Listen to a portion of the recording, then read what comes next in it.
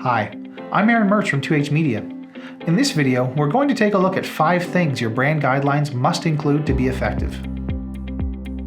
Even the most basic brand guidelines must include complete documentation around your typography. In addition to which fonts are included in your brand, you should also have a clear indication of what font sizes and weights are to be used and for what purposes. For example, making sure that your headings look the same across a variety of mediums is crucial to maintaining a consistent brand. Without proper instructions on how to use your typography, maintaining that consistency will become extremely difficult.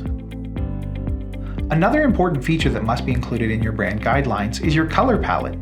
Your brand guidelines should include a primary, secondary, and tertiary color, as well as a handful of accent colors that can be used to create a variety of effects.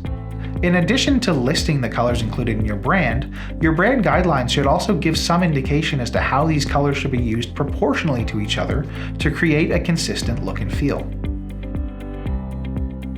In addition to the color palette that will make up the majority of your branded content, your brand guidelines should also contain a number of user interface colors that can be used to create specific elements on web and in print.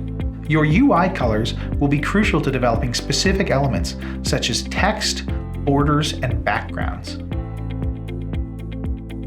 In addition to the basics of typography and colors, your brand guidelines should include a number of different logo variations.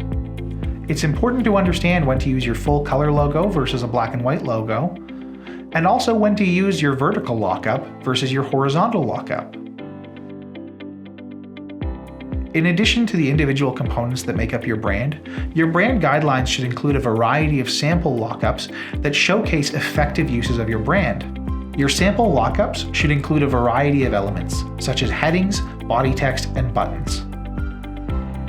Additionally, your sample lockups should be created in a variety of background and text colors, giving you examples of different ways the elements of your brand can be combined to create different visual appearances.